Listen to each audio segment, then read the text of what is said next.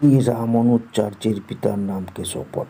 তিনি দক্ষিণ তেরাকুঁদুর ক্ষেত্রে বাস করতেন। শ্রী রামানুজাচার্য যখন খুব ছোট ছিলেন তখন তার পিতার মৃত্যু হয়। তিনি কাঞ্চিতে যাদব প্রকাশ নামক গুরুর কাছে বেদ অধ্যয়ন করেন।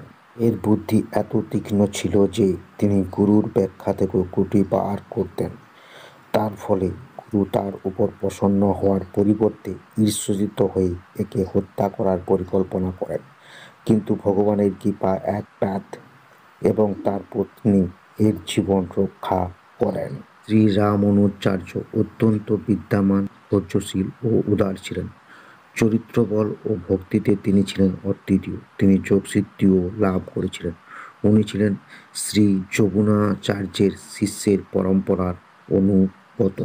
শ্রী যমুনাচার্যের মৃত্যুকাল উপস্থিত হলে তিনি তার শিষ্যর দ্বারা শ্রী রামানুজাচার্যকে ডেকে পাঠান, কিন্তু তার আসার আগেই যমুনাচার্যের মৃত্যুবরণ করেন। সেখানে এসে শ্রী রামানুজাচার্য দেখেন শ্রী যমুনাচার্যের 3টি আঙুল বন্ধ হয়ে আছে। শ্রী রামানুজাচার্য বুঝতে পারেন যে শ্রী যমুনাচার্যের দ্বারা ব্রহ্মসূত্র, বিষ্ণু সহস্রনাম এবং আলবন্দনার দিব্য প্রবন্ধের টিকা করাতে চেয়েছিলেন। তিনি শ্রী যমুনাচার্যের মৃতদেহ প্রণাম করে বললেন, ভগবান, আমি আপনার এই শেষ ইচ্ছা অবশ্যই পূর্ণ করিব।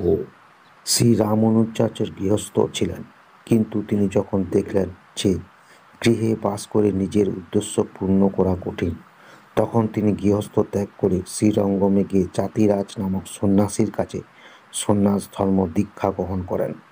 তার গুরু শ্রী যাদব প্রকাশ নিজের পূর্বকৃত কর্মর জন্য অত্যন্ত অনুতপ্ত হয়ে সন্ন্যাসীর দীক্ষা গ্রহণ করে শ্রীরঙ্গমে এসে শ্রী রামানুজাচার্যের সেবা করতে থাকেন। শ্রী রামানুজাচার্যের ভক্তিমার্গের প্রচার করার জন্য সমগ্র ভারত পরিভ্রমণ করেন।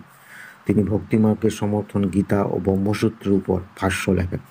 বেদান্ত সূত্রের উপর ভাষ্য শ্রীভাষ্য নামে সুপ্রসিদ্ধ। এর পরিচালিত সম্প্রদায়ের নাম শ্রী সম্প্রদায়। এই সম্প্রদায়ের আদি প্রবর্তক রূপে শ্রী মহালক্ষ্মীকে মানা হয়। শ্রী রামানুজাচার্য সমগ্র দেশ পরিভ্রমণ করে লক্ষ লক্ষ নরনারীকে ভক্তির মার্গে প্রবৃত্ত করেন। তার ৭৪ জন শিষ্য ছিলেন। তিনি মহাত্মা তিলকাচার্যকে নিজের উত্তরাধিকারী করে ১২০ বছর বয়সে এই জগৎ থেকে প্রাণায়ান করেন। তার সিদ্ধান্ত অনুসারে ভগবান বিষ্ণুই পুরুষোত্তম। তিনি প্রত্যেক শরীরের সাক্ষীরূপে বিদ্যমান। ভগবান নারায়ণ ঈশ্বর, তার শক্তি মহালক্ষ্মী চিৎ এবং এই জগতে তার আনন্দের বিলাস। ভগবান শ্রী লক্ষ্মী নারায়ণ এই জগতের মাতা পিতা এবং সকল জীব তার সন্তান।